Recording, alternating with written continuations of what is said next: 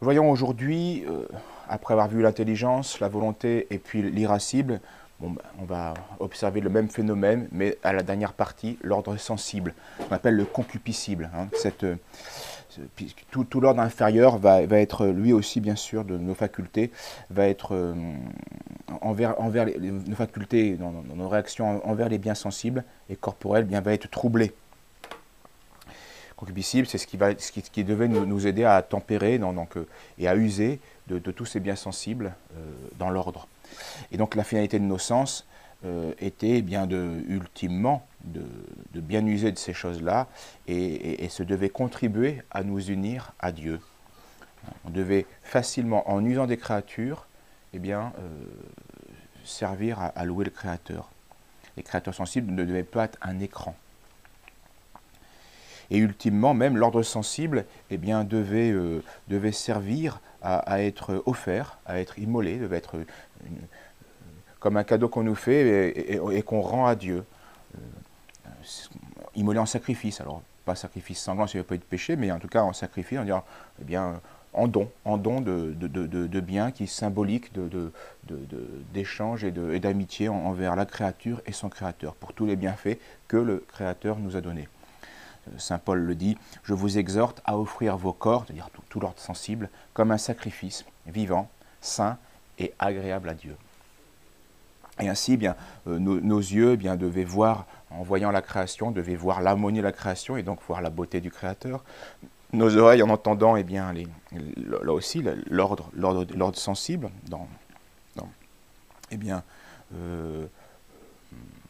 devaient aussi en profiter pour entendre les bonnes choses, et puis pour entendre la parole de Dieu, entendre ce que Dieu nous dit, puisque on est des créatures corps et âme.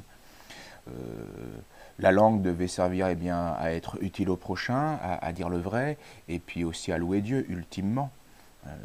L'odorat est même chose, à sentir toute cette diversité dans cet ordre-là, et en fait, de manière symbolique, à répandre de bonnes œuvres. Nos mains devaient servir à la justice, nos pieds devaient servir soit à notre subsistance, soit à l'utilité du prochain, soit nos mouvements, nos déplacements, soit à la gloire de Dieu, au service de Dieu, etc. Donc, la langue, chanter la gloire de Dieu, on l'a dit. Bref, notre cœur, le cœur sensible, aurait dû être comme le centre de notre prière amoureuse. Bref, tout l'ordre sensible devait servir à notre déification, à la déification de l'homme.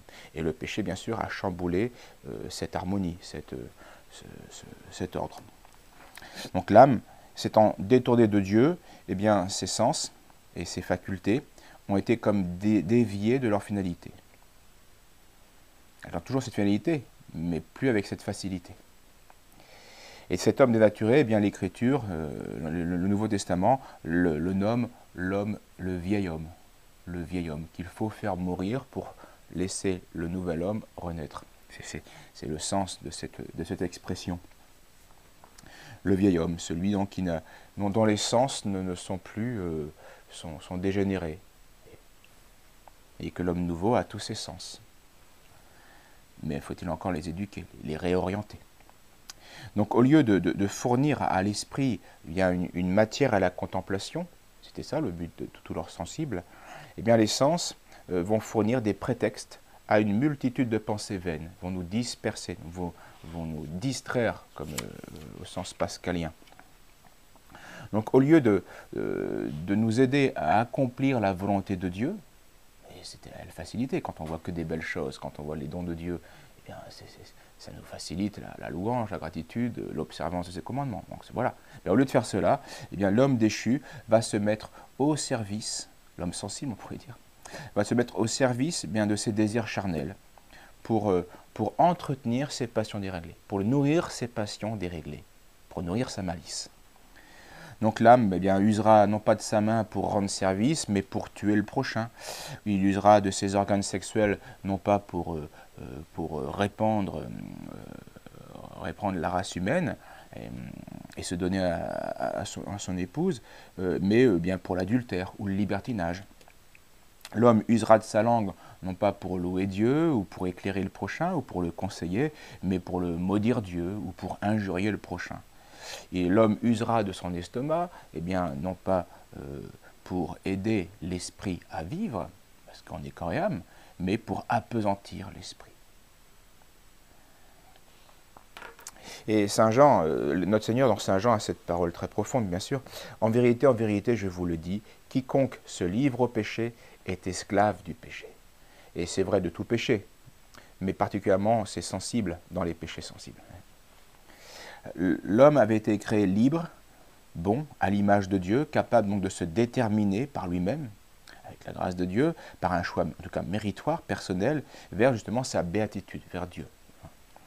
C'est le propre de l'homme, ça, pouvoir adhérer à Dieu librement. Eh bien, au lieu de rester libre par une vie vertueuse, selon sa nature et selon cette ressemblance de Dieu, eh bien, en choisissant donc le bien, c'est-à-dire en se soumettant concrètement à la volonté souveraine de Dieu, donc concrètement c'est ses commandements, sa loi, et ultimement donc c'était adhérer à Dieu, c'est ça choisir Dieu. Eh bien, l'homme a choisi le mal. Il s'est détourné de Dieu. Il a choisi donc le déraisonnable. Il a méprisé Dieu. Et c'est ainsi que l'homme a découvert l'esclavage de ses sens. C'est pour ça que tout de suite après le péché, Adam et Ève, qui étaient nus sans aucune difficulté, doivent se couvrir. Parce que là, ils sentent l'esclavage des sens, la tyrannie des sens, la rébellion des sens. Si vous demeurez dans ma parole, dit notre Seigneur, toujours dans cet évangile de Saint Jean, vous connaîtrez la vérité et la vérité vous libérera. Donc cette phrase est à la fois éclairante sur l'origine du mal et sur le remède. C'est parce qu'on a quitté la vérité qu'on a l'esclavage des sens, qu'il y a cette rébellion. Et c'est en adhérant de nouveau à la vérité que peu à peu la guérison va se faire. Saint Augustin a cette phrase aussi, « Il n'y a qu'une vraie liberté, celle des bienheureux qui adhèrent à la loi divine. » C'est eux qui sont parfaitement libres parce qu'ils ont parfaitement choisi d'adhérer à Dieu. Ils ne peuvent plus, ils ne veulent plus quitter Dieu. Et donc, là, il y a une vraie liberté. Là, il y a usage parfait de toutes ces facultés. Alors nous, il faut y tendre. Donc la révolte et la dispersion des sens, de nos facultés concupiscibles, va être la conséquence, évidemment, on l'a dit, c'était le premier principe, c'est ce qui a tout engendré, c'était la conséquence du mauvais usage de la liberté humaine. Nous avons choisi le pire, alors que nous avions à choisir le meilleur. Il suffit le meilleur, à adhérer à Dieu, à louer notre Créateur, et on a choisi bien de se rebeller, et donc de connaître l'esclavage des sens. La liberté de péché est évidemment une fausse liberté, qui va produire, notre Seigneur nous a prévenu, l'esclavage, et non pas la liberté. La liberté de péché produit l'esclavage, ne libère rien. Ça produit la déchéance et non pas l'épanouissement. Ça produit l'abrutissement et non pas notre déification. Il suffit de voir les défilés de la Gay Pride pour comprendre ces choses-là. L'abrutissement, la déchéance et pas l'épanouissement. Alors, de Dieu, dit notre Seigneur, on ne se moque pas. Ce que l'on a semé, on le récoltera. Ou c'est Saint Paul dans ses épîtres. De Dieu, on ne se moque pas. Ce qu'on a semé, on va le récolter. C'est logique. Et donc, ce qu'on a semé dans la chair, eh bien, on récolte la logique de cet esclavage du péché. C'est la honte d'être dominé par ses sens. Voilà pourquoi Adam et Ève se sont tout de suite couverts. Et puis la mort de l'âme et du corps. Donc on a prétendu, l'homme pécheur et notre époque pécheresse, apostate, on a prétendu bien être libre comme Dieu. On a voulu être libre comme Dieu.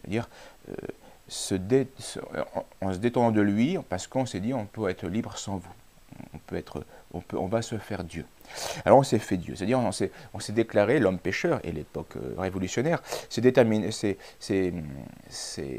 affirmé comme étant autodéterminante. Je me suffis, absolument autonome, en ne se référant qu'à sa volonté et pas à celle de Dieu. Donc on est autoréférencé, en se suffisant à soi-même, en étant la mesure de toute chose. Et ça c'est le propre de Dieu. Donc on s'est fait Dieu. L'homme qui ne prétend pouvoir ne pas se soumettre à la volonté de Dieu, se fait Dieu. Il ne le dit pas, mais il se fait Dieu. Il se fait la mesure de toute chose. Sa volonté humaine devient mesure de toute chose. C'est la Déclaration des droits de l'homme qui est l'essence même du péché luciférien. Alors, conséquence de cette idolâtrie, eh bien, c'est l'esclavage. L'esclavage de la concupiscence de la chair, concupiscence des yeux et orgueil de la vie, phrase bien connue de Saint Jean. Tous les apôtres l'ont dit d'une manière, donc ça c'est Saint Jean qui le dit. N'aimez pas le monde parce que l'amour du monde est contre Dieu. Et l'amour du monde, c'est quoi? C'est la concupiscence de la chair, concupiscence des yeux et orgueil de la vie. C'est-à-dire esclavage et désordre dans ces domaines-là. Saint Pierre dit la même chose, d'une autre manière. Ils promettent la liberté quand eux-mêmes sont esclaves de la corruption. C'est les philosophes. Ils étaient esclaves de leur passion, mais ils prêchaient la liberté. Car on est esclave de celui par qui on s'est laissé vaincre. On est esclave de celui par qui on s'est laissé vaincre. Alors, l'esclavage quant au corps, ça, on n'est pas toujours maître, mais quant à l'âme, on en est les responsables de cet esclavage. On s'est laissé dominer par la chair, parce qu'elle était inférieure, par nos passions, par nos caprices. Et saint Paul, lui aussi, parle de ces choses-là. Car lorsque vous étiez les esclaves du péché, vous étiez libres à l'écart de la justice. Ah oui, mais c'était pour en souffrir. Quel fruit avez-vous alors de ces choses dont vous rougissez aujourd'hui? Honte et mort. Car la fin de ces choses, c'est la mort. Mais maintenant, affranchi du péché, est devenu esclave de Dieu. Donc, de toute façon, il y a une loi. Loi de la chair ou loi de Dieu. Donc, il faut choisir. La bonne loi, c'est la loi de Dieu. La mauvaise, celle qui va nous faire souffrir, c'est celle de la chair, celle du démon. Devenu esclave de Dieu, vous avez pour fruit, maintenant, la sainteté, et pour fin, la vie éternelle. Car le salaire du péché, c'est la mort, mais le don de Dieu, c'est la vie éternelle. Donc, voilà, toujours ce choix. On a le meilleur, il faut le choisir, sinon il est déraisonnable, délirant de choisir le pire. Et malheureusement, c'est ce que font la plupart des hommes. Saint Isaac le Syrien, un père du désert, dans les 5e siècle, je pense, 4e, ou 5e, enfin 4e, 5e, 6e siècle, je ne sais plus. Donc Saint Isaac le Syrien a cette phrase tout à fait à la fois prophétique et très profonde. La fin de cette liberté intempestive, donc cette fausse liberté de la chair qui va se détacher de la soumission à la loi de Dieu. Donc la fin, la finalité de cette liberté intempestive est un dur esclavage. Et un dur esclavage, oui. Et on le constate. C'est une vérité individuelle, mais c'est une vérité aussi sociale. La société, depuis la Révolution française, depuis cette explosion des passions, mais produit un esclavage qui sera encore plus intime que l'esclavage grossier des corps que l'Antiquité a pu connaître. Parce qu'en plus, c'est la technologie qui s'en mêle. Et puis, il y a une vraie possession des âmes. Oui, la fin de la fausse liberté, c'est un dur esclavage. Et en effet, l'homme déchu, revenons au niveau individuel, l'homme déchu, eh bien, est vraiment rivé à la chair, on le voit bien. L'homme qui est dominé par sa gourmandise, c'est honteux et c'est dur, c'est dur. C'est dur de s'en défaire, mais c'est encore plus dur d'être soumis à cet esclavage. Donc l'homme déchu est rivé à la chair, il est dominé par la loi de la chair. Il est asservi à ses sens et il subit la tyrannie de ses désirs. Et comme un drogué, c'est terrible, c'est une grande souffrance d'être esclave de ses passions. Donc assujetti à cette recherche continuelle de la jouissance, souvenez-vous, on multiplie la quantité parce qu'on a perdu l'acte de qualité. Et à la crainte de la souffrance. Oui, ce qui nous a fait choisir cette liberté folle, c'est parce qu'on ne veut pas se peiner dans la loi de Dieu. Mais il faudra souffrir d'une autre manière. Donc cette crainte de la souffrance.